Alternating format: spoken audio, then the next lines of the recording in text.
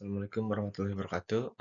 Saya Dwi Iwan Setiawan dengan NIM 2022 Eh, untuk kali ini akan menjelaskan atau memaparkan tugas dari mata kuliah Sistem Kontrol Puji.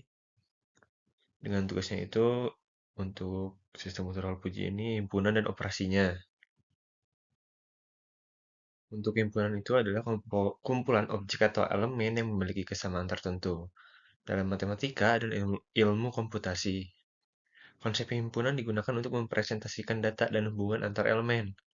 Terdapat dua jenis utama dari himpunan, yaitu ada himpunan klasik dan juga himpunan Fuji.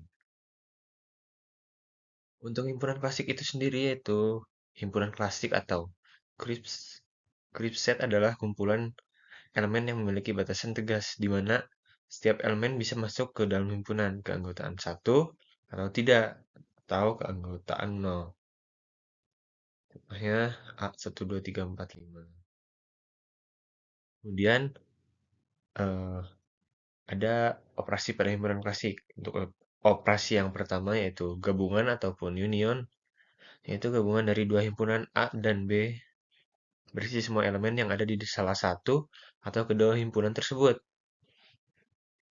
Untuk rumusnya seperti ada di bagian samping ini, dan contohnya juga jika A 1, 2, 3 dan B 3, 4, 5, maka hasilnya seperti berikut.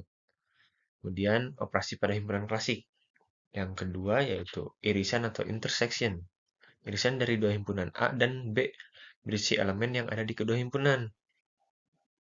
Untuk rumusnya seperti ada di bagian samping ini.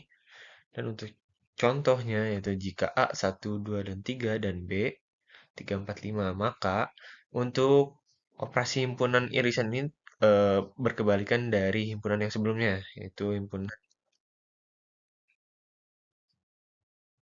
yang sebelum tadi.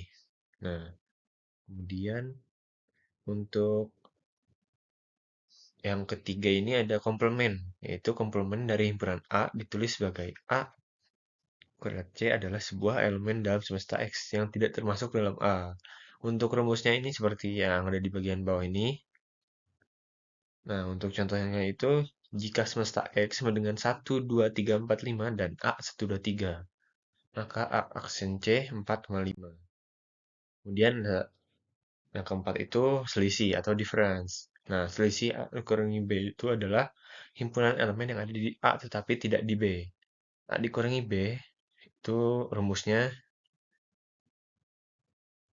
seperti di samping ini dan contohnya itu di bagian jika A sama dengan 1, 2, 3 dan B 3, 4, 5 maka sampai B itu sama dengan 1 sampai 2. Untuk himpunan Fuji.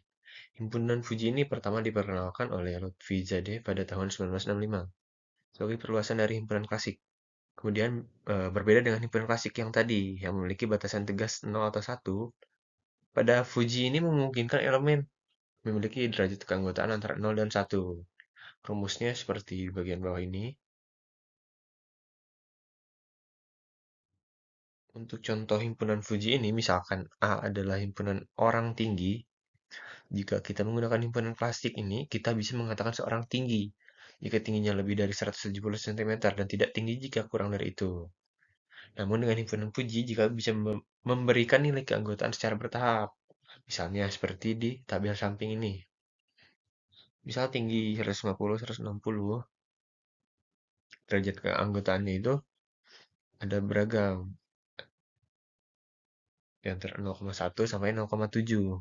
Tergantung dari tingginya itu. Nah, untuk kesimpulan dari ini, himpunan klasik memiliki batasan yang jelas, sedangkan himpunan Fuji memungkinkan nilai keanggotaan bertahap. Kemudian, pada operasi dasar seperti gabungan, irisan, dan komplement dapat diterapkan baik pada himpunan klasik maupun Fuji. Himpunan Fuji lebih cocok digunakan, yaitu dalam sistem yang memiliki ketidakpastian, seperti kecerdasan buatan, pengolahan citra, dan sistem pakar. Oke, mungkin itu saja yang dapat saya jelaskan. Terima kasih. Wassalamualaikum warahmatullahi wabarakatuh.